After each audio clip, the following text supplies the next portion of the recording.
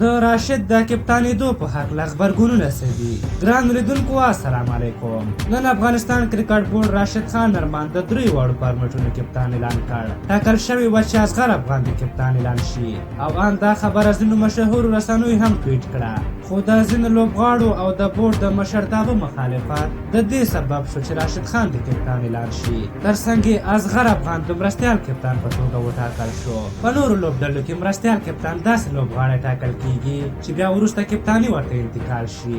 کله چې په انډیا لوبډله کې ایم ایس دھوني کپتان او مرستیال کپتان ویرات کوهلي و چې بیا وروسته ویرات کوهلي کپتان شو. دغه راز د استرالیا په لوبډله کې لومړی مایکل کلارک کپتان و، سټیو سمیت مرستیال کپتان و، خو د مایکل کلارک د استعفا وروسته بیا سټیو سمیت کپتان شو، خو دوی بیا اصغر افغان کپتان کړ. نه پوهیږو چې اوس بیا کوم لس کلن پلان ورته نیولی که څنګه. په هر حال دا چې په دغه لړ کې کوم جنجالونه ترسره شول د هغې په هکله نه غږیږو، بلکې د راشد د کپتانېدو په اړه په غبرګونونو باندې غږیږو.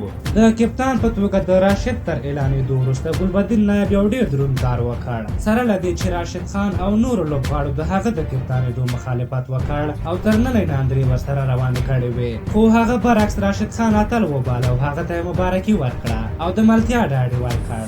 دا چې راشد او ملګرو څومره لوی خیانت وکړ موږ یې په اړه څه نه وایو او یوازې د خلکو نظریات در سره شریکوو. هغه راشد ارمان چې تل به اتل بلل کېده او ډېر زیات مثبت کمنټونه به ورته کېدل، نن داسې خبرې ورته لیکل شوې چې د افغانستان د کرکټ په تاریخ کې چاته نه وې لیکل شوې. د مثال په توګه یو څو یې دلته در سره شریکوو. د ثاقب په نوم یو کس ورته لیکلي که ډېر نه لږ خو باتمن شرمېدلی وې، مینه، خلوص او ملګرتیا له ګلبدینه زده کړه. د شکور صافي په نوم کس ورته لیکلي ډېر خودغرض او خاین انسان یې، دا د ملت د احساساتو سره لوبې وکړې.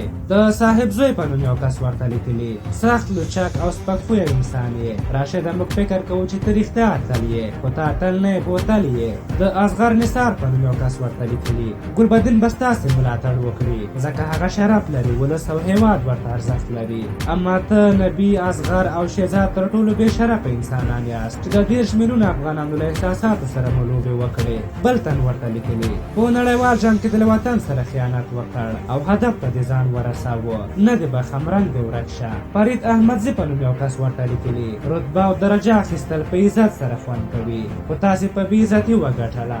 دا و د هغه سلګونو نظریاتو څخه یو څو چې له تاسو سره مو شریک کړل. حیا او عزت الله تعالی انسان ته ورکوي، د زړه پاکوالی پکې مهم ده.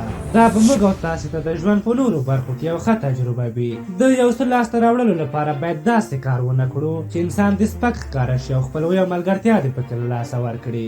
مقامونه او پیسې دومره نه ارزي چې انسانان دې ځان پرې سپر کړي. البته وروستۍ خبرې مو په کرکټ او راشد او ګلبدین پورې نه دي تړلې، بلکې یوه عامه خبره وه. په هر حال تاسو د دغه نظریاتو په هکله څه نظر لرئ؟ خپل نظرونه هم راته په کومنټ کې ولیکئ. که زموږ دغه ویډیو مو خوښه شوې وي ضرور یې لایک کړئ. تر بلې ویډیو مو په لویو بخښونکي خدای سپارم. د الله امان.